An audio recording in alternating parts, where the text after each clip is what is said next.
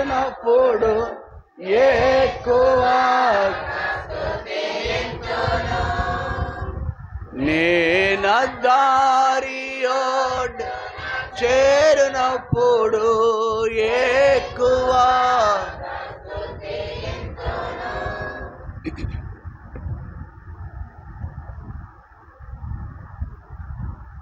మనం చదువుకున్న లేఖన భాగంలో క్రీస్తు కూడా మీ కొరకు బాధపడి మీరు తన అడుగుజాడలందు నడుచుకున్నట్లు మీకు మాదిరి ఇచ్చిపోయాను. ప్రియులారా, యేసు ప్రభు ఫోటోను కలిగి ఉండటం మన ఇంట్లో పెట్టుకోవటం చాలా తేలికగా ఉంటుంది. యేసు ప్రభు శిలువధారి గనుక అదొక ఆచారంగా మతస్థుల మధ్య, క్రైస్తవ మతస్థుల మధ్య ఈ క్రీస్తు బొమ్మను వేసుకుంటారు, శిలువను కూడా వేసుకుంటారు. ఉంగరాల మీద కావచ్చు, ఆయా పనిముట్ల మీద కావచ్చు, వాహనాల మీద కావచ్చు. ఇది ఆచారం. అది ఏమాత్రం అట్టివి మేలుగా ఉండవు. యేసు క్రీస్తు స్వస్థపరిచేవాడు కాబట్టి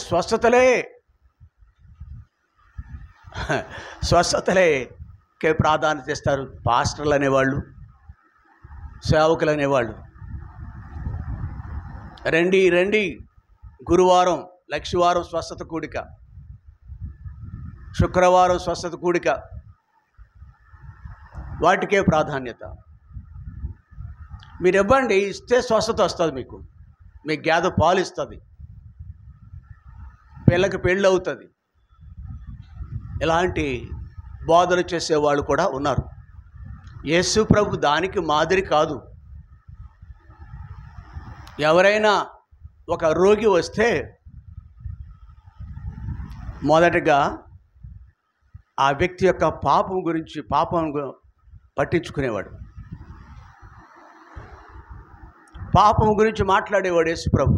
పాపం గురించి పాపులను క్షమించడానికి నీకు ఎవరిచ్చాడో హక్కు అనుకునేవారు ఆనాటి కాలపు యూదులు, తన దేశస్థులు, ప్రజలు.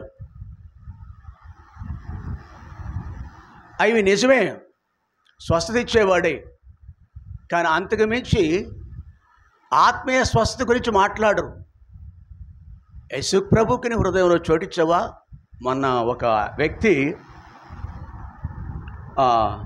ఆ భీమవరం టౌన్లో ఆయన మాట్లాడుతూ, హైందవుడు నాకు అంటే లోకంలో ఉన్న కదా అందరూ పరిచయంగా ఆయా సందర్భాలు ఆయా వ్యక్తులు వారు నాతో మాట్లాడతారు, నేను వాళ్ళతో మాట్లాడుతూ ఉంటాను. ఇప్పుడు సీజన్ అండి, ఒక్కొక్క కాలంలో ఒక్కొక్క వ్యక్తి అంటే ఆయనకు అన్నయ్య గారు బంధువు అయి ఉంటాడు. బంధువేలేండి, నాకు తెలుసు. అన్నయ్య గారు అయిన ఒక దేవుని పాస్టర్ బంధు ఒకప్పుడు చాలా వెలిగాడండి. అంటే దేంట్లోనూ అనమాట అండి, స్వస్థతల్లో. ఒక చెరువు కూడా ఆయన తవ్వించాడండి.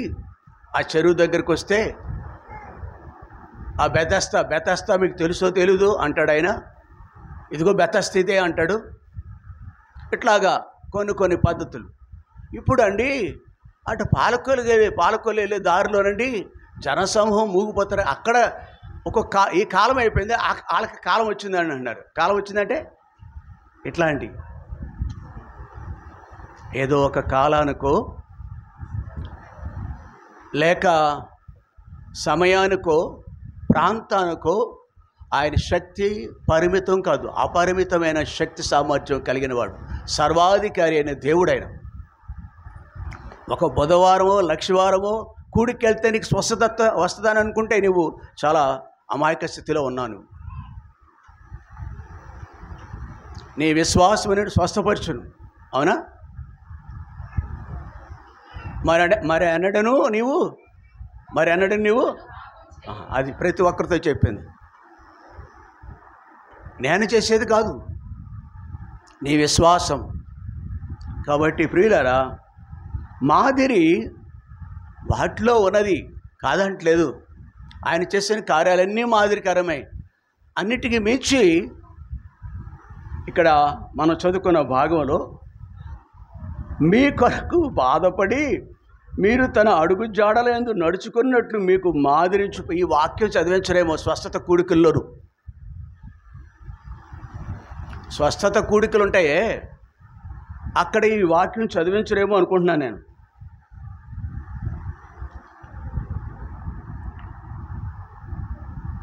క్రీస్తు కూడా మీ కొరకు బాధపడి మీరు తన అడుగు మాకు బాధలుండి ఇక్కడికి వచ్చామయ్య బాబు, బుధవారం ప్రార్థనకి, లక్షవారం ప్రార్థనకి, శుక్రవారం ప్రార్థనకి, మళ్ళా బాధల గురించి చెప్తావేంటే నువ్వు అని అంటారేమని వాక్యాన్ని మరుగున పరిచేస్తారు. సత్యమును బోధించే విషయంలో కూడా సొంత మార్గాల్లో వెళ్ళే రోజులు ఇవి. ఇలాంటి దినాల్లో మనం ఉన్నాం. కానీ సత్యమే కదా. కాలం ఏదైనా, వ్యక్తులు ఎవరైనా, నీ మనస్తత్వం ఎలాంటిదైనా కానీ ఒకవేళ నీవు గ్రహించుట్లో తప్పుపోవచ్చు, బోధించుట్లో కూడా తప్పుపోవచ్చు. కానీ సత్యమును కొంచెం కింద మంచం కింద మనం దాయలు. పరిశుద్ధాత్మ దేవుడు ఎలాగున మన కొరకు బాధింపబడ్డాడు, ఆయన బాధల గుండా వెళ్ళాడు అనేది ఇక్కడ పేతురు రాసిన పత్రికలో మనకు జ్ఞాపకం చేస్తున్నాడు. మీరు తన అడుగు జాడలందు నడుచుకోవాలి. ఏంటి అంటే దాని అర్థం ఏంటి? ఆయన అడుగు జాడలు నడుచుకోవాలంటే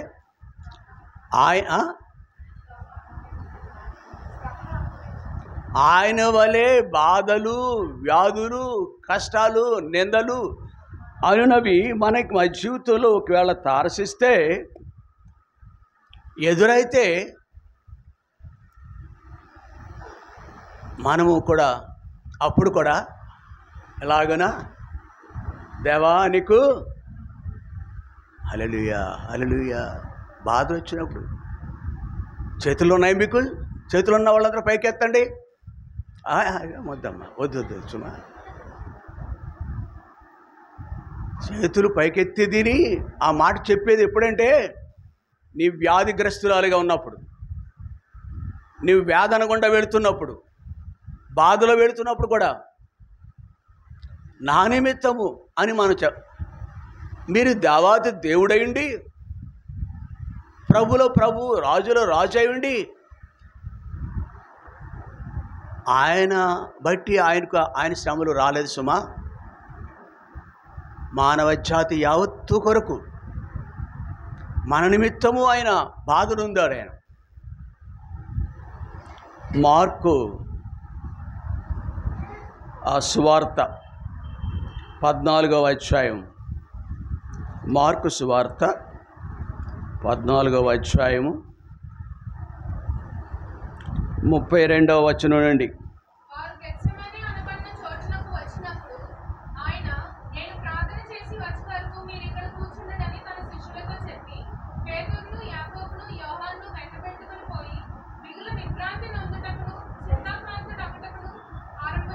చాలు.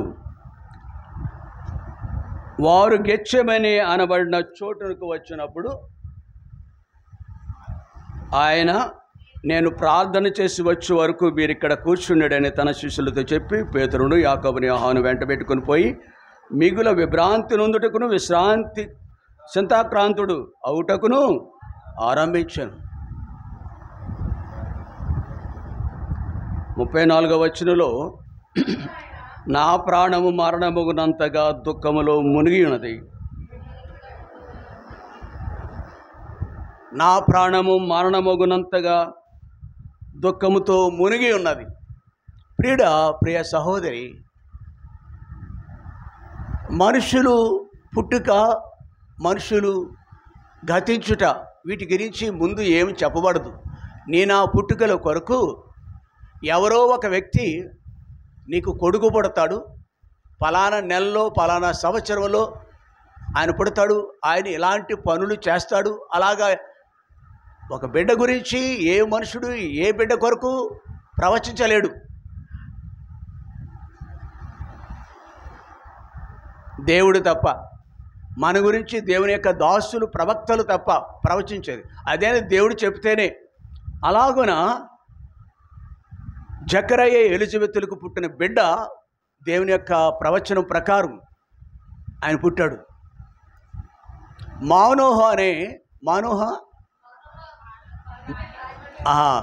మానోహ కుమారుడుగా పుట్టిన సంసోన్ అనే వ్యక్తి కూడా దేవుని చిత్త ప్రకారం పుట్టాడు. దేవుడు చెబితే పుట్టాడు. నీకు నాకు మన పుట్టుకకు అలాంటి హేతువు లేవు. యథాలాపం అంతే. మిగిలిన ప్రాణులు పిల్లలు పుడతానే కదా, అంతే. నేను అలా పుట్టాను, అందరూ అలా పుట్టారు. కానీ ఇక్కడ మార్కు సువార్త 14వ అధ్యాయంలో ఈ ప్రభు ఉన్నారు, మన ప్రభు ఉన్నారే. సాధ్యమైతే ఫోన్ మాట్లాడకూడదండి ఈ టైంలో. ఫస్ట్ టైం కావచ్చు నీకు. ఫోన్ పట్టుకుని వెళ్ళకూడదు. ఒకవేళ ఆరాధన టైంలో వెళ్ళారంటే అర్థం ఉంది. వాక్యం చెప్పే టైంలో ప్రధానమంత్రి కానీ ముఖ్యమంత్రి కానీ ఫోన్ చేస్తున్నా మాట్లాడకూడదు. ఆ స్విచ్ ఆఫ్ అయి ఉండాలి, సైలెంట్లో ఉండాలి. అప్పుడు దేవునికి మహిమ, నీకు ఆశీర్వాదం, మనకు ఆశీర్వాదం, సంఘానికి మేలు అవుతుంది. సంఘానికి మేలు చేయటం అంటే ఎవరికైనా మేలు చేయడం డబ్బులు ఇవ్వకపోవచ్చు మనం, కానీ కనీసం ఎలాగైనా ఇలా ఉంటే నిజమైన మేలు చేసిన వాళ్ళు అవుతాం. ప్రియుడా, ఇక్కడ ఆయన రానే వచ్చారు. 100s and 100 years బ్యాక్ ఎగో, కొన్ని వందల సంవత్సరాలకి పూర్వం దేవాతి దేవుడు దేవుని కుమారుడుగా వస్తారు, సశయుడిగా వస్తారు.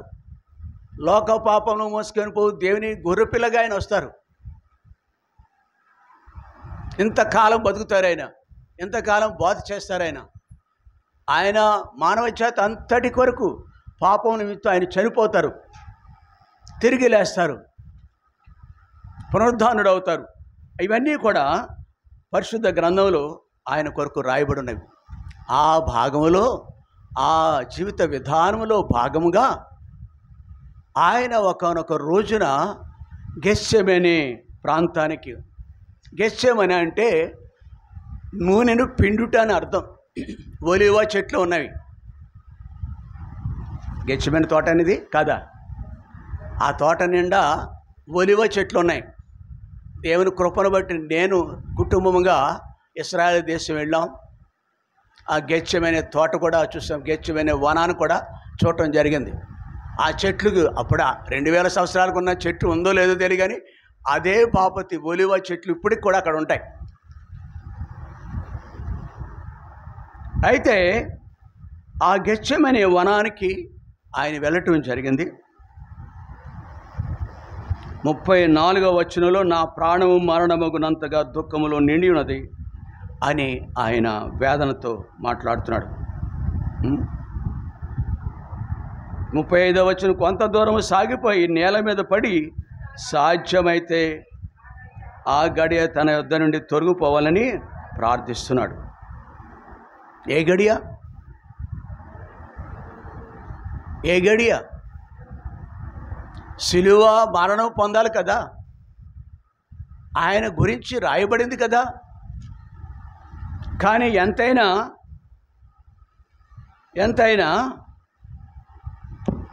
శరీరంలో ఉన్నాం, మనం శరీరంలో ఉన్నాం, ప్రాణము కలిగి ఉన్నాం, దేవుని ఆత్మ కూడా కలిగి ఉన్నాం. మనం సాధారణంగా మనము దేవుని పిల్లలైన మనం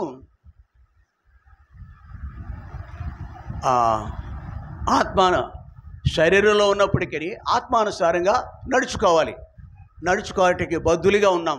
విధిగా అలా నడుచుకోవాలి. ఆత్మ చెప్పినట్లే చేయాలి, మనం శరీరం చెప్పినట్లే చేయకూడదు.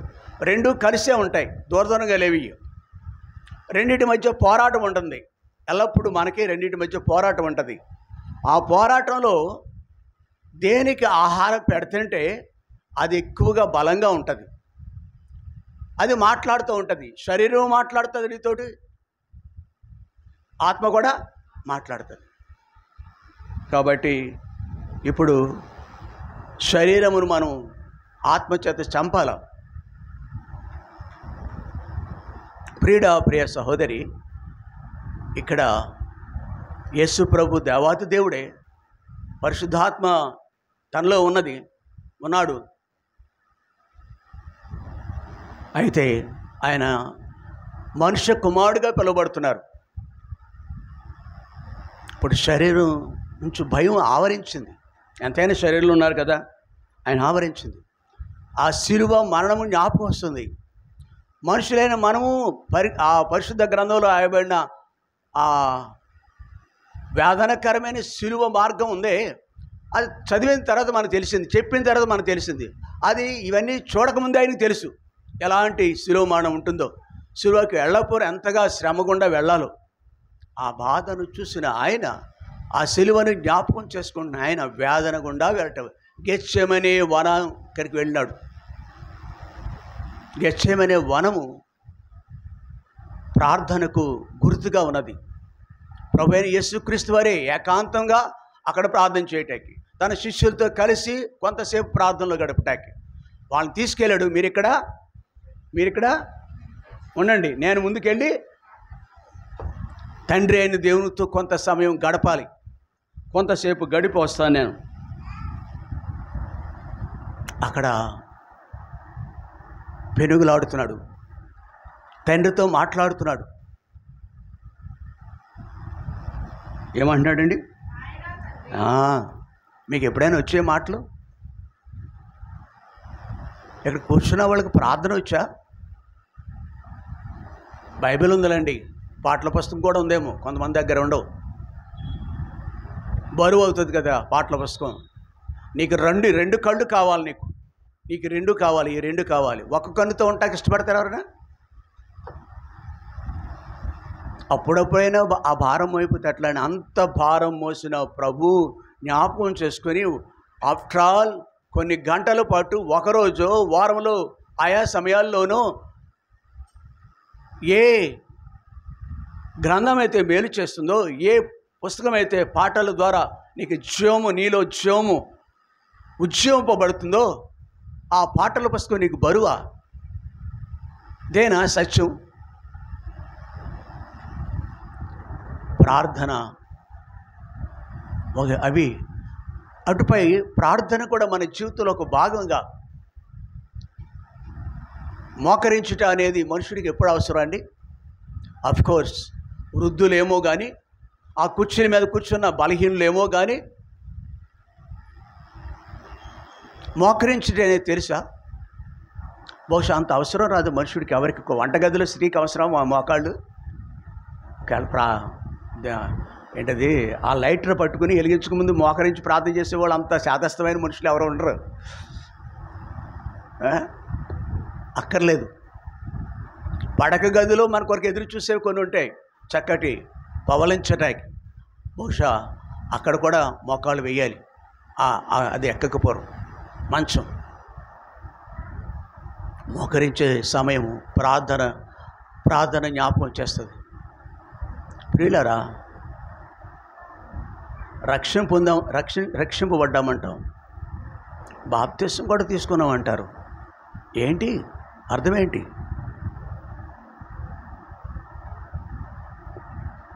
మోకరించడానికి తెలుసా? అవి ఉన్నాయిలే, ఏవి చెప్పుకోవటానికి 1, 2, 3, 4, 5. రక్షణ, బాప్తిసం, పాటల పుస్తకం, బైబిలు, క్యాలెండరు, అలంకరణ, మన ఇల్లు. క్యాలెండర్ల మీద వాక్యం ఉండాలి. పాస్టర్ అమ్మ, పాస్టర్ పిల్లలు ప్రతి పేజీలో కూడా కనబడతారు మనకి. పుస్తకాల మీద వాక్యం కంటే వాళ్ళు దర్శించుకోవాలి ముందు మనం. అది మోడల్ కొన్ని చోట్ల, వెతుకులండి మనకి అన్నీ. అది మోడల్ కొన్ని చోట్ల. ఇవన్నీ అలంకారం ఉన్నాయేమో క్యాలెండర్ ఇవన్నీ. అయితే మనకు మోకాళ్ళ అనుభవం కూడా. నువ్వు జబ్బుకుంటూ వాడవైతే, అంటే వృద్ధుడు అయితే, ఒకవేళ ఆయా పరిస్థితులు నిన్ను మోకరించకుండా చేస్తుంటే మంచిది. అంటే తప్పదు, కూర్చునైనా ప్రార్థన చేయాలి. హృదయ సిద్ధపాటును బట్టి ప్రార్థన చేస్తాం మనం. మోకరించడం అనేది కంపల్సరీ జీవితానికి. ఈయన చూడండి ప్రభు ఏం చేస్తున్నారు.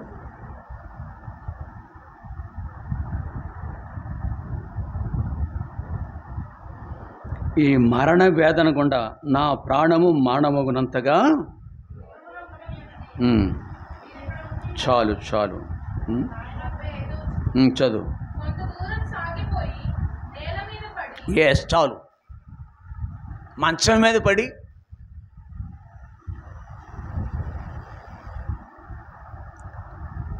నేల మీద పడ్డాడంటే బోర్లా కూడా ఏమో సాగిలి పడ్డాడేమో కంప్లీట్. మోకరించారేమో దైవజనుడు, దేవాతి దేవుడు. He needs the kneeling down. ఆయనకు మోకరించే అవసరత ఏర్పడింది. మనకి అవసరత ఉందా? ఆయనతో మాట్లాడే, ప్రభుతో మాట్లాడే అవసర టైంలో ఈయన ప్రార్థన కొరకు వెళ్ళాడు. ప్రార్థనలో ఎంతగా వేదన చెందుతున్నాడు తెలుసా? నా ప్రాణం మరణమగునంతగా ఈజ్ వీపింగ్. ఏడుస్తున్నాడు, బిగ్గరగా కూడా కేకలేశాడు ఆయన ఆ బాధలో. ముందు చూస్తాం మనం.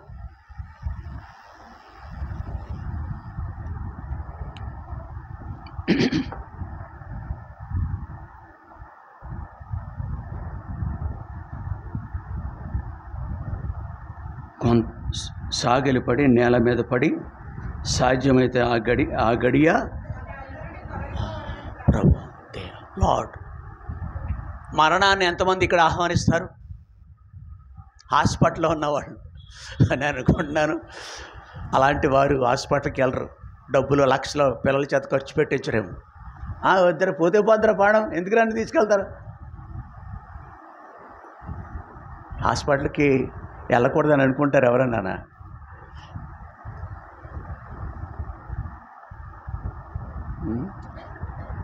కాబట్టి ఆయన ఈ వేదన తండ్రికి చెప్తున్నాడు. హాస్పిటల్లో నయమయ్యే ఆ పరిస్థితి కాదు ప్రభుది. వెళ్ళవలసిన అవసరం లేదు. నీకు సమస్తము సాధ్యమే నాయనా.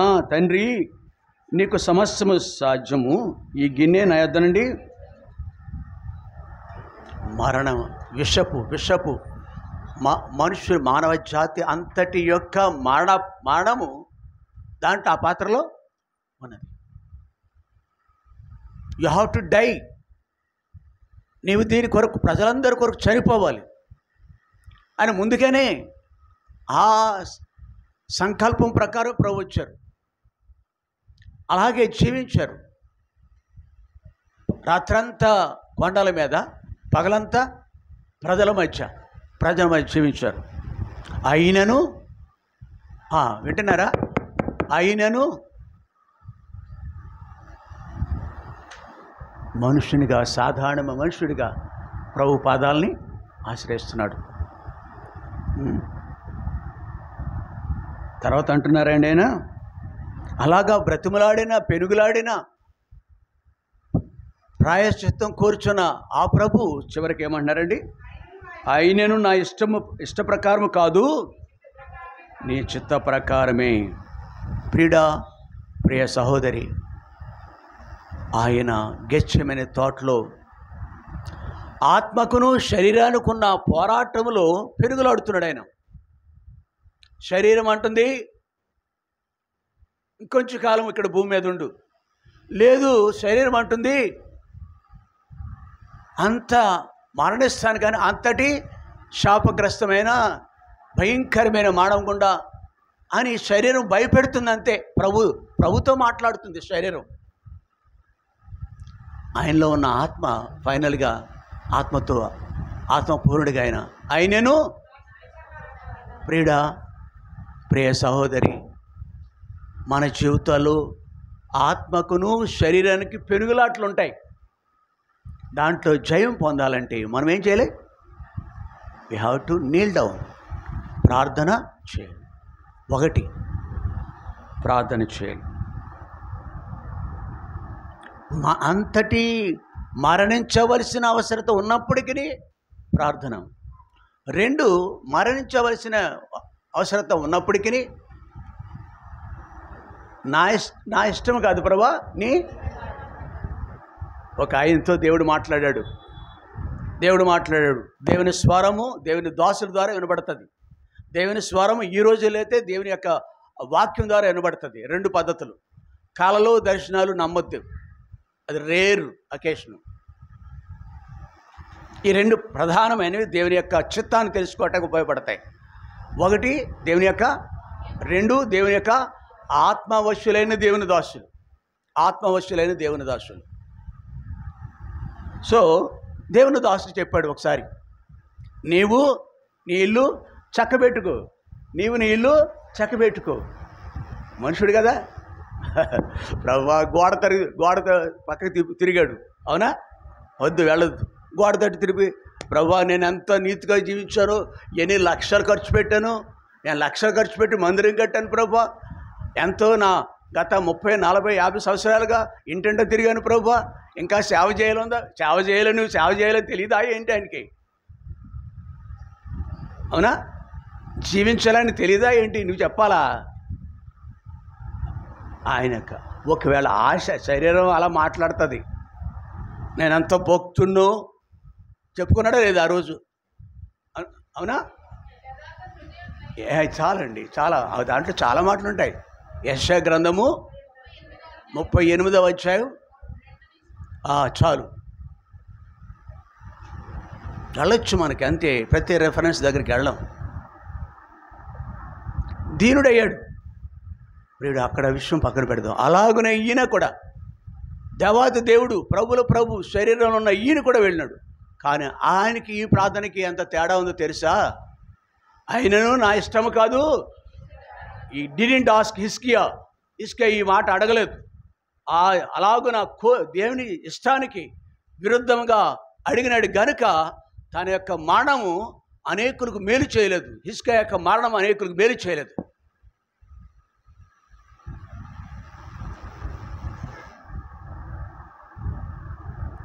చివరి తన మరణం ఉంటుంది కదా, అది అనేకులకి ఆశీర్వాదం కాలేదు. నేనా మరణము మన కుటుంబానికి, మనకు కూడా అనేకులకు ఆశీర్వాదకరంగా ఉండాలంటే దేవుని చిత్తానికి అప్పగించుకోవాలి. ఎలా యేసు ప్రభువులే, అయినను నా ఇష్టము కాదు, నీ చిత్తమే. బాధ ఎట్టిదైనా ప్రియుడా, ఇది మొదటి మాట. విధేయత ఉందా మనకి? దేవాతి దేవుడు ఆయన విధేయత చూపించాడండి. ఎక్కడ ఎంతవరకు? మరణము వరకు. అవునా? మరణం వరకు. ప్రకటన గ్రంథంలో 3వ అధ్యాయం ఉందా? మరణం వరకు నమ్మకుండా ఉండుము, నీకు జీవకిరీటము. 2వ అధ్యాయం చదువు. 2వ అధ్యాయం చదువు.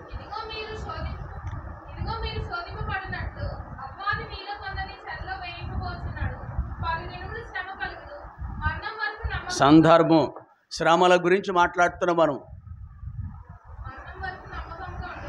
నా యేసు మార్గమా వెళ్ళనయ గొల్గోతా పాలు పొందేదావా, గొల్గోతా కొండ బాధలో పాలు పొందేదావా, సిలువను విడను సిలువను విడను చెలువను వీడాను.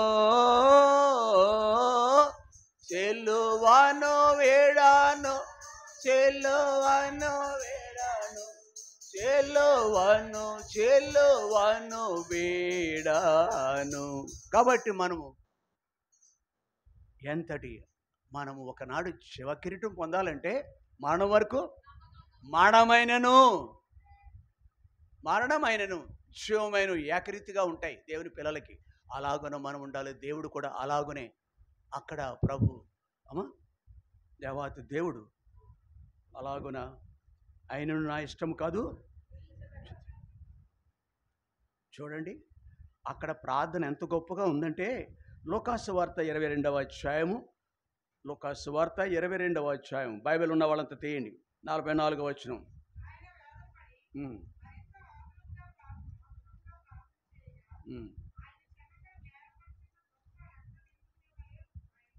అవును. 22, 34 కదా.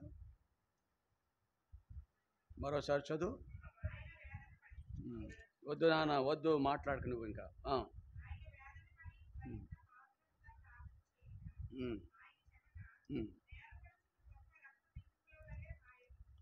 ఎంత భారంగా ప్రార్థన చేశాడండి. నేను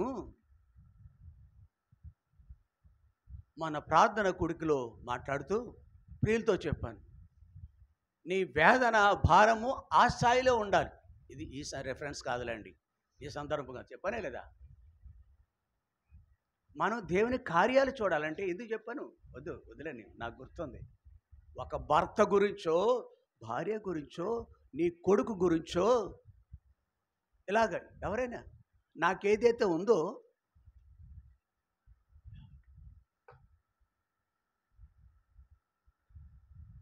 రక్తమే బహుశా చెమట రూపంలో వచ్చేసి జ్ఞానం ఏంటంటే అక్కడ చక్కటి విశేషణం ఉంది. అక్కడ అంటే గొప్ప గొప్ప రక్త బిందువులు మనకు ఎప్పుడైనా వస్తాయా? చెమటలో రక్తం కార మిళితం అయిపోతుందా? బహుశా ఎర్రగా ఉన్నది చెమట తెల్లగానే ఉంటుంది, రక్త బిందువుల్లో కనిపిస్తుంది. గొప్ప రక్త బిందువులు, గ్రేట్ అని రాయబడింది. మన జీవితం ఎలాంటిదేనండి అమ్మగారు, అయ్యగారు?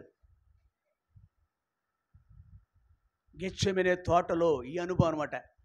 నా యేసు మార్గము అది. గెత్సెమనే వనములో ఆయన ఎంతగా వేదన పొందాడు. Because of you and I. నీ కొరకే, మన కొరకే.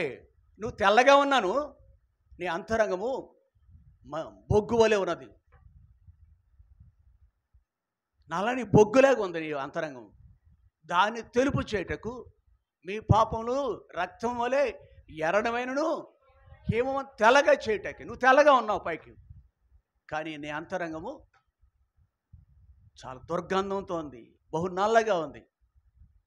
ఓ ప్రియ సహోదరి, పైకి నీ వాలకం అంటాం కదా, కనిపెడే అంత అంగీకారంగా అంతరంగం లేదు నీ అంతరంగం. దేవుడు మన కొరకే, మన హృదయాంతరంగాన్ని మార్చడం కొరకు, హృదయము హేమం వలె తెల్లగచ్చేటకి, గొర్రెగొచ్చి వలె తెల్లగచ్చేటకి ఆయన పరమ నుండి భూకొచ్చారు. గెత్సెమనే అనుభవం, ఈ గెత్సెమనే అనుభవం మనకు ఉండాలి. మొదటి మాట ప్రియుడా అంటే విధేయత కావాలి, విధేయత కావాలి మనకి. లూకాసు వార్తలో చూసాం కదా మనం, విధేయత ఉందా? విధేయత చూపిస్తున్నామా? చూడండి, హెబ్రీయులకు రాసిన పత్రిక 5వ అధ్యాయం 7-8 వచనాల్లో కూడా, హెబ్రీ 5వ అధ్యాయం 7-8 వచనాలు తీయండి బైబిల్లో ఉన్న వాళ్ళంతా కూడా. చదువమ్మ తల్లి. శరీరధారే దినములలో మహారోదనతోనూ కన్నీళ్లతోనూ. ఏంటండి అవసరం నీకుందా? ఎప్పుడైనా ఏర్పడిందే నీకు? ఓ అమ్మ మాట్లాడు, పిల్లలతో డ్యాన్స్ చేయొద్దు ఎవరో కూడా. పిల్లలు మనకు కావాలి. పిల్లలు మాత్రం వాక్యం వినే టైంలో ఎక్కడ ఉండాలి అక్కడ ఉండాలి, వాక్యం మీద చెవులు ఉండాలి.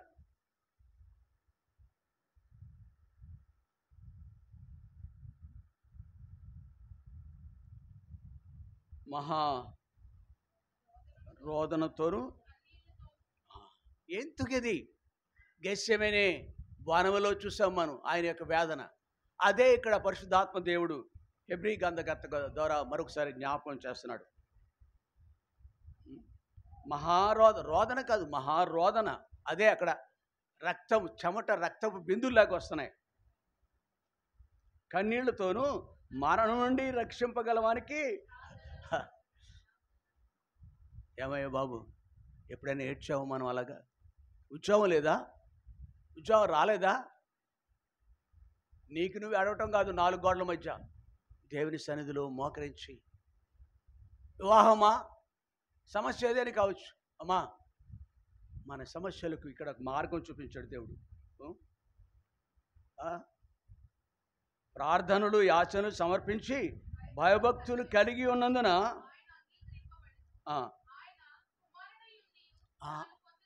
ఆయన కుమారుడయ్యుండి తాను పొందిన శ్రమల వలన, శ్రమలు ఎందుకు వస్తాయంటే అదే రోమపత్రికలు కూడా ఉంటుంది, శ్రమ అది ఓర్పు. నీకు ఓర్పు రావాలంటే కొంచెం బాధ, కొంచెం శిక్ష, కొంచెం నొప్పి. డాక్టర్ దగ్గరికి వెళ్ళిన వాళ్ళకి కోస్తారు టైంని బట్టి. పాస్టేట్ గ్రంథి, క్యాన్సర్ వచ్చిందయ్యా, పాస్టేట్ గ్రంథి పురుషులకే ఉంటుంది ఇది, దానికి క్యాన్సర్ వస్తుంది ఈ మధ్యకాలంలో. నీకు అది ఉందయ్యా, అయ్యా మందులు వాడతానండి, ఆ గ్రంథికి తీసేయటానికి మందులు వాడతాను, కానీ నా కోత నొప్పి అనేది మేలు చేస్తుంది. ఒక మాట వల్ల నొప్పి కలిగిందా, దేవా నీకు వందనము, ఆ పాట పాడాలన్నమాట. దేవుని పిల్లలు ఇక్కడ కూడా విధేయత నేర్చుకున్నాడు. విధేయత ఉందా మనకి? ప్రభువుని బట్టి విధేయత, ప్రభు మార్గాల్లో నడుచుట కొరకు విధేయత. ఇంకా చాలా చెప్పవచ్చు ఇక్కడ.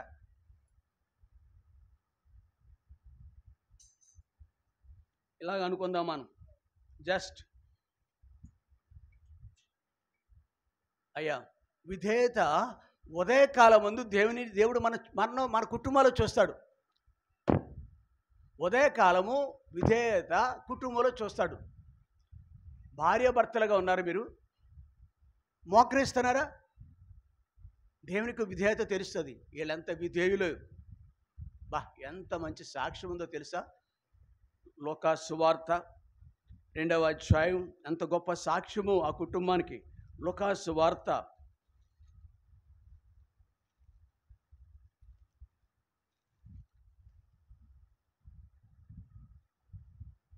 1వ అధ్యాయమే 6వ వచనం అండి. అక్కడి నన్ను క్షమించండి, మీకేనా నా బైబిల్ ఏంటి? ఆయన మాట్లాడతారు, వాళ్ళు చదువుతారు, ఏం మగవాళ్ళు ఎవరు కనపడరు ఆయనకి అన్నారు నా దగ్గర కొంతమంది. కాబట్టి సహోదరులు కూడా చదవండి. మీరు చదివే విషయంలో మందులైతే ఎవరు చదవరండి? ఎవరైనా చదవచ్చు, గోడలు కూడా చదువుతాయి, సిస్టర్సే కాదు, అవునా కదా? ఎవరు మందులు? బ్రదర్స్ మందులుగా ఉంటారు. మందులు అంటే అర్థం కాదు, నీకు అలా చదువుతున్నా, మందబుద్ధి. చదువు బాబు బ్రదర్ ఒక ఆయన.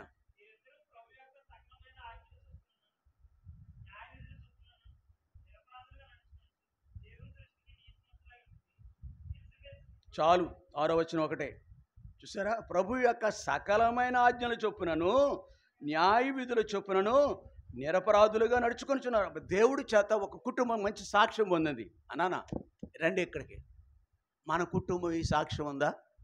ఉదయకాలం మోకరిస్తామా మనం ఇద్దరం? అవును, మా ఇద్దరం రోగులము, బలహీనము, ఇంకా ఎంతో వయస్సు మీద పడుతుంటారు. దాన్ని బట్టి లేటుగైనా మోకరిస్తాం. మేము దేవుని దగ్గరికి వెళ్తాం, చేతులు ఎత్తుతాం, కుమరించుకుంటాం హృదయం. ఒకవేళ నీవు బయటికి పోయే వ్యక్తి అయితే మన్నించండి, నీవు వ్యాపారమో ఉద్యోగమో కలిగిన వ్యక్తి అయితే, నీ పొట్ట కొరకు నువ్వు ఉదయం 8 గంటల నుంచి సాయంకాలం 10 గంటల వరకు నువ్వు పనిచేయాలి. నీ శరీరం కొరకు ఆత్మైన దేవునికి మహిమేది నీ జీవితంలో? ఇలా వినాలి, ఆత్మైన దేవునికి నీ ద్వారా మహిమేది? నీవు విధేయుడు అని చెప్తాడా దేవుడు? కుటుంబ ప్రార్థన మీ ఆవిడ గారు అన్నారనుకోండి, కుటుంబ ప్రార్థన, ఇలాంటి వాళ్ళు నాకు తెలుసు. 60-70 సంవత్సరాల క్రితమే తెలుసు, నాకు 60 సంవత్సరాల క్రితం తెలుసు. భార్యలు పిలుస్తారు, అలాంటి తల్లులు చేసి కుటుంబాన్ని బాగు చేశారు వాళ్ళు.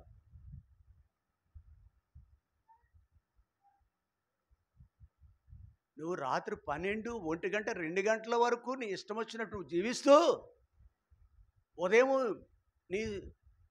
నీ భాగస్వామితో నువ్వు కుటుంబ ఆరాధనకు ఏకీవించకపోతే నీ విధేయత ఎక్కడ ఉందయ్యా నీకు? నీ భాగస్వామి పిలిచినప్పటికీ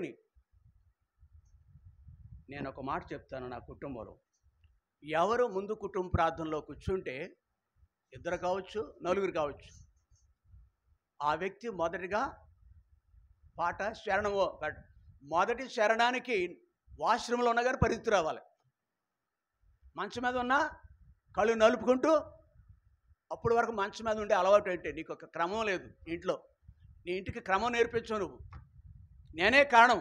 క్రమం నువ్వు బోధకుడికి అయితే సరిపోదయ్యా.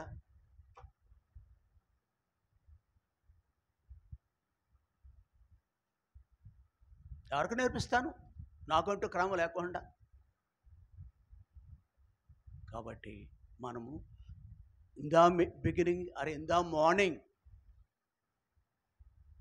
మార్నింగే వచ్చి, అమ్మరా నేను వెళ్తున్నాను కదా, బయటకు వెళ్ళాలి కదా, మోకరించు. ఏంటిది? నీ వంట పని తర్వాత చూసుకో. రోజంతా ఏం చేస్తావు నువ్వు? నీ భార్యను పిలవయ్య. నువ్వు నీలో క్రమం లేదు, దైవికమైన క్రమం, విధేయత లేవు. ఈ క్రమం విధేయుడు ఈయన. నీలో విధేయత లేదని విధేయుడు కాదు నువ్వు. నీ సొంతంగా బైబిల్ చదువుకుంటే ఇద్దరు భార్య భర్తలు మాట్లాడుకునే వాళ్ళు ఉంటారు చాలామంది. అలాగే జీవిస్తారు. అలా ఉన్నారు చాలా కుటుంబాలు, నాకు తెలుసు అలాంటి వాళ్ళు. ఒకే ఇంటికాడ అని మళ్ళీ బయటికి తెలిసిపోకూడదు, ఆడ వెళ్ళిపోయారని చెప్పుకోకూడదు. అలాగే ఓపికగా జీవిస్తారు. అది పిల్లలు, వాళ్ళ మధ్యలో ఎవరు ఉంటారు? పిల్లలు ఉంటారు. వాళ్ళ గురించి వాళ్ళ మొక్కలు చూస్తున్నారు, లేకపోతే వీటితో ఈమెతో అన్నవాళ్ళు చాలామంది ఉన్నారు. నో, అలా ఉండకూడదు. మనం పూర్తిగా చచ్చిన వాళ్ళు కావాలి. కాబట్టి విధేయత కుటుంబ ప్రార్థన దగ్గర కూడా కలిగి ఉండాలి. ఉదయమే ఎప్పుడైనా కావచ్చు. మీరు బలహీనులా? ఈరోజు కళ్ళు మండుతున్నాయి, గత రాత్రుల్లో నిద్ర లేదు, మరోసారి కాంచేపు ఒడ్డుకి వెళ్ళటానికి సమయం లేదు. సఫర్ అయ్యావయ్యా, సఫర్ అవ్వు. లోకరీతిగా పొట్ట కొరకు, శరీరం కొరకు నువ్వు ఎంత కష్టపడతావు అనేది నీ దేవుడికి అక్కర్లేదు. దేవుడు నామం పేరట మీరు మోకరించకపోతే, ఉదయకాలం ముందు కలిసి మోకరించకపోతే, నేను చెయ్యి ఇలా అంటున్నాను, ఆవిడిలా అంటుంది. చిన్నపిల్ల, 11 నెలలు 12 నెలల పిల్ల.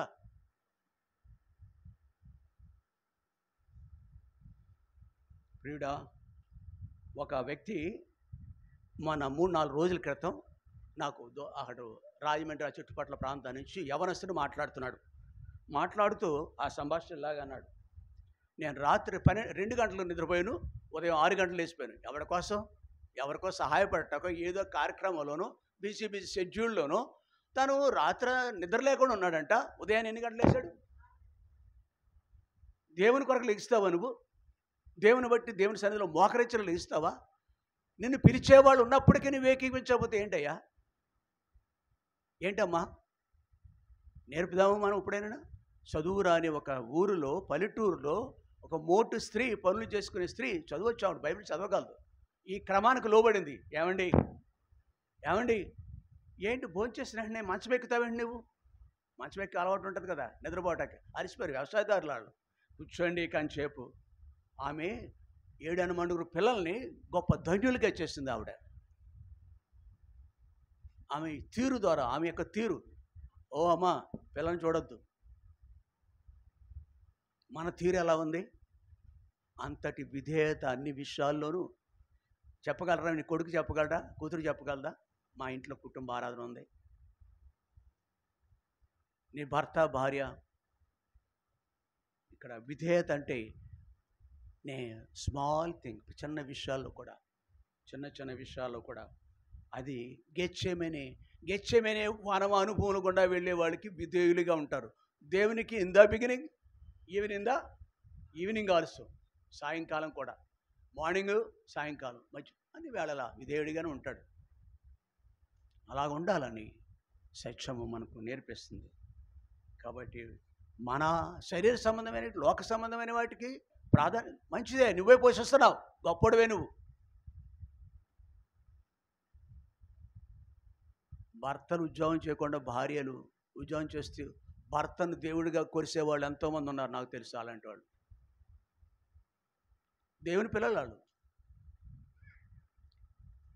నీ ధర్మం అది.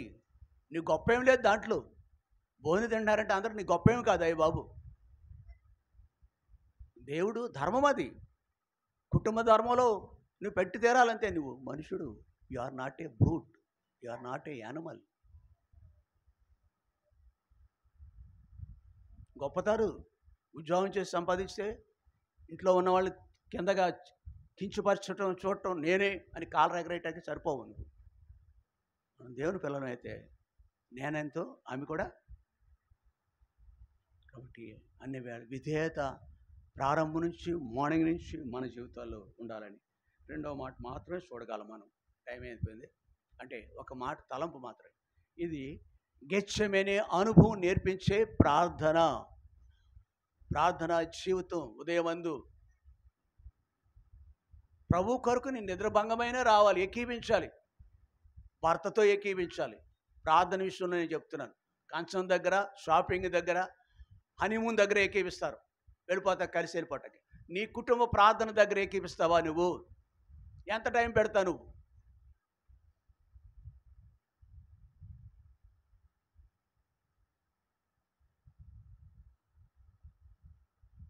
అలాగని మనం మన జీవితాలు గెత్సెమనే వన అనుభవం, గెత్సెమనే వన అనుభవం కలిగి ఉండాలని ప్రభు జ్ఞాపకం. మరొక మాట యోహాను సువార్త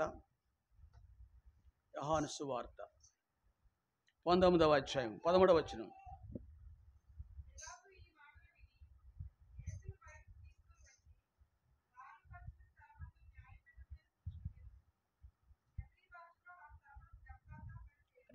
మొదటి అనుభవం గెత్సెమనే అనుభవం, రెండవది గబాతా అనుభవం. గబాతా అంటే న్యాయపీఠం అని అర్థం.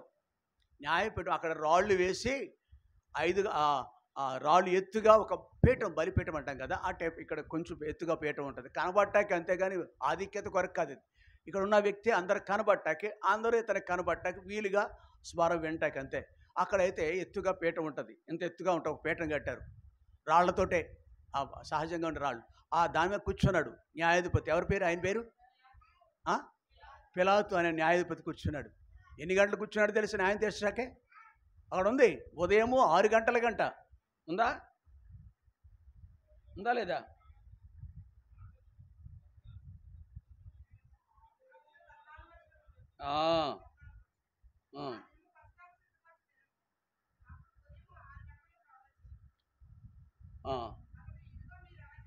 అంటే 6 గంటలకు స్టార్ట్ అయిపోయింది. ఏమి వాళ్ళు నిద్ర పట్టట్లేదు. ఆ దేశంలో ఉన్న వాళ్ళకి నిద్ర పట్టలేదు. ఏమైనా కానీ మన మతానికి, మన సాంప్రదాయాలకి వీడు శత్రువుగా ఉన్నాడు. ఇదన్నాలో కూడా అంతే కదా. వాళ్ళ నమ్మికకు అరే ఈయన దేవాతి దేవుడు, ఒకప్పుడు ఆ మార్గం చూపించాడు. అమ్మా, ఆయన ఆ మార్గం చూపించింది. బలులు, మేకలు, కోడెలు, ఎడ్లు అనేది మార్గం ఎవరు చూపించారు? పాపతో ఆడొద్దు, ఎవరని చూడొద్దు, ఆమెను అలా తిరగనివ్వండి, ఆడుకునేవాడిని. కాబట్టి ఆ మార్గం ఆయనే చూపించాడు. కానీ ఆయనే బలైపోటానికి వచ్చారు కదా. ఇప్పుడు గొర్రెపిల్లగా లోక పాపలు మోసుకొని పోవు. ఆయన ఉండటం మంచిది కాదు. బలి చేయాలి, అతన్ని చంపివేయాలి. 15వ వచనంలో, అందుకు వారు ఇతనిని సంహరింపుము, సిలువ వేయము. నిద్ర పట్టట్లేదు. ఉదయాన్నే పిలాతు రాగాలి, వచ్చాడు న్యాయాధిపతి, వాళ్ళంతా వచ్చేసారు. ప్రియ సహోదరి, ఈ గబాతా వనములోకి రాకపోరము అయ్యా, వనము కాదు ఇది, గబాతా అనే ప్రదేశానికి, న్యాయపీఠం దగ్గరికి, పిలాతు కూర్చునే న్యాయపీఠం దగ్గర రాకపోవడం ఎంత శ్రమ గుండా వచ్చేది తెలుసా? సిలువకు పూర్వం శ్రమ పడ్డాడే లేదా? సిలువ వేయబడక పూర్వం. చూడండి 19వ అధ్యాయం మొదటి నుంచి చదవండి. ఎప్పుడైనా దెబ్బలు తిన్నామా? ఎందుకు యేసు ప్రభు కొరడాలతో కొరడా అంటే ఎలా ఉంటుంది తెలుసా? బహుశా 3-4 అడుగులు పొడవైన వారు ఉంటుంది. దానికి చివర ముళ్ళ గుత్తే ఉంటుంది, ఇనపను ముళ్ళ గుత్తే ఉంటుంది. ఆనాడు శిక్షించటానికి మార్గం అది. ఇలా బాల్ లాగా ఉంటుంది, బాల్ చుట్టూ ముళ్ళు ఉంటాయి. ఉమ్మెత్తకాయ అంటాం కదా, ముళ్ళు ఉంటాయి దానికి. ఉమ్మెత్తకాయలాగా అలాగా ఐరన్ అది ఉంటుంది ఐరన్తో. దాని చుట్టూ మేకులు ఉంటాయి, అంటే మేకులు లాంటి సూదులు ఉంటాయి. దాన్ని అప్పుడు ఇలా కొడితే 3 రౌండ్లు తిరుగుతుంది, 4 రౌండ్లు తిరుగుతుంది. ఎరా నా మాట అంటావా, పారిపోతావా? అయిపోగానే పనులు ఉంటాయి, బాధ్యతలు ఉంటాయి, జ్ఞాపకం ఉంచుకో. కాబట్టి అని ఇలా చుట్టినవాడు మళ్ళా అప్పుడప్పుడు పగటేసగాళ్ళు వస్తారు కదా, వాళ్ళ దగ్గర ఉంటాయి పగటేసగాళ్ళు, వాళ్ళ దగ్గర కూడా ఉంటాయి.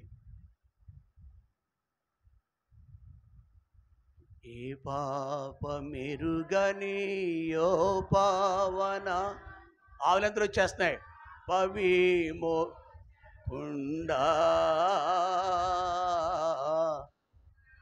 పాలి దైవమా నా పాపములకురా కీ పాట్లు నొందినావా. ఆ శరణాలు ఉంటాయండి. ఒక్క శరణము ఏది విన్నా మారు మనసు వస్తుంది, రక్షణ కలుగుతుంది, మనసు కరిగిపోతుంది. కాబట్టి అటు దైవజనులు కట్టారు. ఆ పాటలు కూడా రక్షింపబడిన వాళ్ళు పాడితేనే మేలుగా ఉంటుంది. దావీదు కూడా ఇలాగంటాడు, ఆయన నా నోట తనకు స్తోత్రపూర్వకమైన క్రొత్త గీతం ఉంచాడు, అనేకులు దానిని విని. మీరు పాడితే ఎవరైనా మారు మనసు పొందారా? ఎన్ని మీటింగ్లు పెట్టారు మీ వీధిలో? కాబట్టి ప్రియులారా, దేవుడు మన కొరకు ఎంతగా ఆయన కొరడాలతో కొట్టబడ్డాడు. నెక్స్ట్ 2వ వచనం.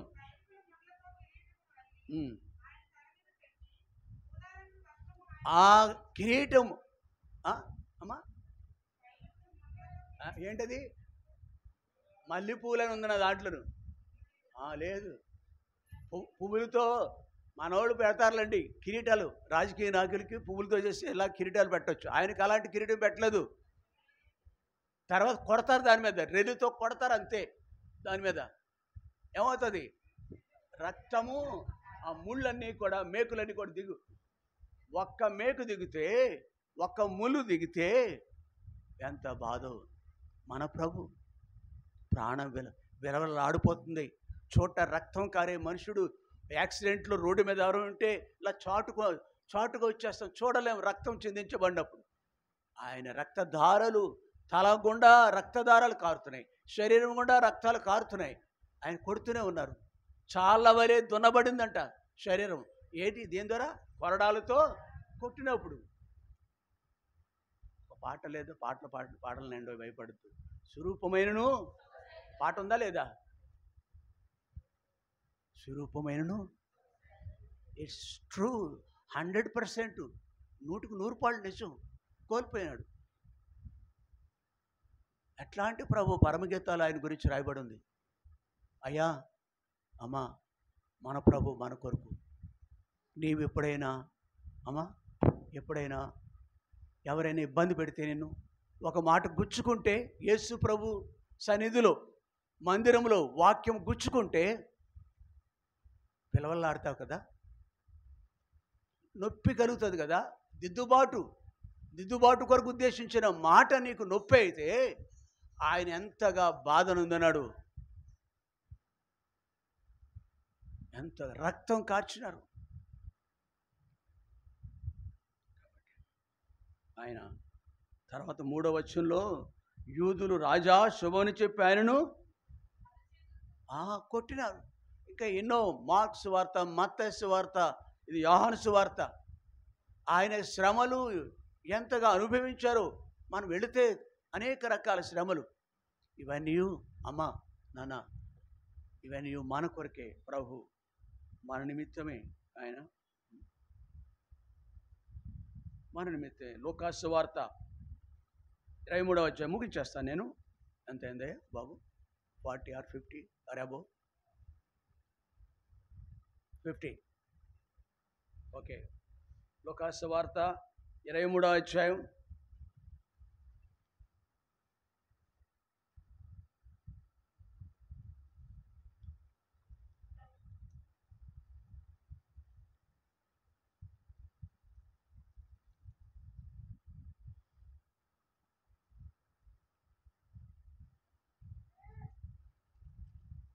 26వ వచనం. 26 ఆగు ఆగమ్మా, ఒక్క నిమిషం ఆగు. 36వ వచనం.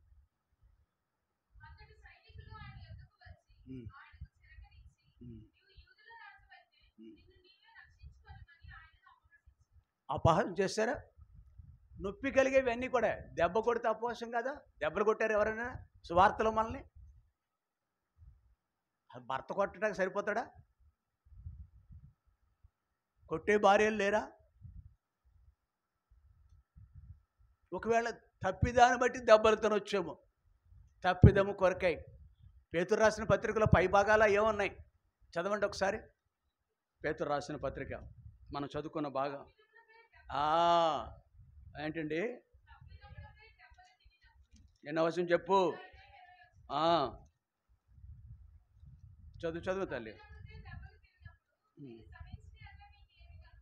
19వ వచనం. ఎవడైనను అన్యాయముగా శ్రమ పొందుచు దేవుని కూర్చున్న మనసాక్షి కలిగి దుఃఖం సహించినలా. అమ్మా, దేవుని సన్నిధిని నొప్పి కలిగితే ఎప్పుడైనా తప్పు చేసినప్పుడు నొప్పి కలుగుతుంది, శిక్ష. మేము ఎలిమెంటరీ స్కూల్ 5వ తరగతి వరకు ఒక ఏదో చిన్న చిన్న పాకలు ఉంటాయి పల్లెటూరులో. అక్కడ మాస్టర్లు, మంచి మాస్టర్లు వచ్చేవారు. లెక్కలు హోంవర్క్ చేయకపోయినా, పాఠం అప్పగించకపోయినా ఆ పక్కన ఈత చెట్లు ఉంటాయి, సహజంగా ప్రకృతిలో దొరుకుతాయి. ఈత కమ్మలు కోయించుకొస్తారు ఆయన. అది పిల్లలు, అరే రాబాయ్ వెళ్ళి ఈత కమ్మ పట్టిన మట్టలు పట్టారు అంటాడు. శుభ్రంగా 5 పట్టుకొస్తారు.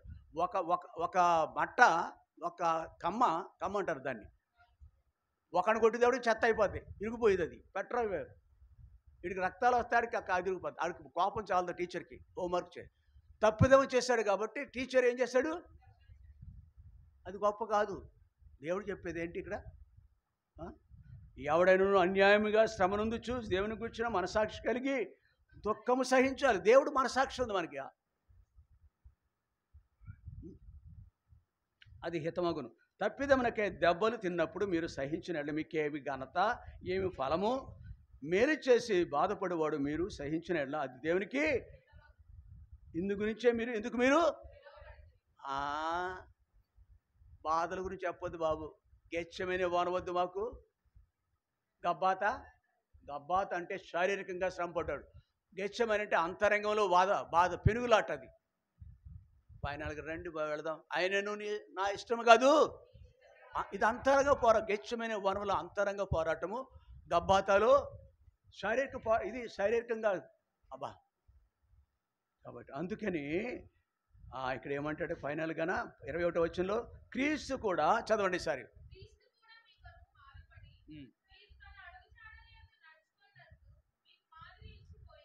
చాలమ్మా. కాబట్టి ఇక్కడ ఇంకొక మాట చదవాలని మనకు లోకాసువార్త దగ్గరకు వచ్చాం. ఇది చదివేసుకుందాం, మానేద్దాం, క్లోజ్ చేసుకుందాం. కాబట్టి సైనికులు అతన్ని నిందిస్తున్నారు. నువ్వు రాజు అయితే నిన్నువే. అర్థమైందా? లోకాసువార్త 23వ అధ్యాయం. అయ్యగారు చాలామంది బైబిల్ అధ్యాయం 36వ వచనంలో ఉన్నాం. 37వ వచనం కూడా అది.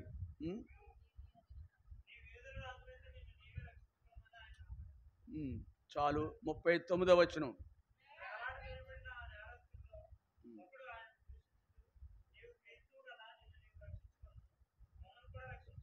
యూదులు, అధికారులు అందరూ కూడా ఇలాగన హింసిస్తున్నారు. చివరికి ఆ సిగ్గుమాలిన బ్రతుకు కలిగిన ఆ నేరస్తుడు సహితము దేవుణ్ణి దూషిస్తున్నాడు, అపహాస్యం చేస్తున్నాడు. నీవింకా దేవునికి లోబడకపోతే, రక్షింపబడిన అనుభవం లేకపోతే నీవును ఆ కోవు చెందినవాడివే.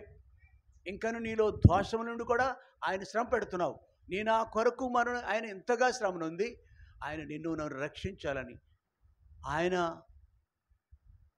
భూమి మీద నీకు విమోచన, విడుదల అనుగ్రహించాలని ఆయన వచ్చి ఎంతగా ఈ మార్గం గుండా, గెచ్చమనే మార్గం గుండా, గబ్బాతా మార్గం గుండా ఆయన వెళితే ఇంకాను గ్రహింపు ఉందా నీకు? ఓ సహోదరుడా, ఓ యవనస్తుడా, గెచ్చమంటే ఏంటి తెలుసా? గబ్బాతా అంటే తెలుసా? యేసు ప్రభు మన నిమిత్తం చేసిన కార్యం అది. ఆ మార్గం గుండా వెళ్ళాడు. మనము కూడా అది జ్ఞాపకం ఉంచుకొని, దేవా ఉన్నపాటుగా నీ దగ్గరికి వచ్చేస్తాను ప్రభు. ఇంకా అమ్మా నాన్న ఈ అనుభవం కూడా వెళ్ళారా? అమ్మా నాన్న స్నేహితులు నీ ఫ్రెండ్స్ అంటావు కదా, మాట్లాడితే ఫోన్లు వస్తాయి, నీకు మెసేజ్లు పెడతారు. వాళ్ళు ఏం చేశారా? నీ బంధువులు, మన బంధువులు చేశారా? అమ్మానా ఎవరైనా అన్నదమ్ములు ఎవరు చేశారు?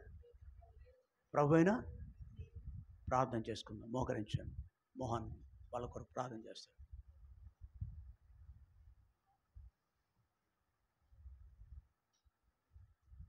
లైట్ ఆఫ్ చేద్దాం. కావాలా? ఇంకా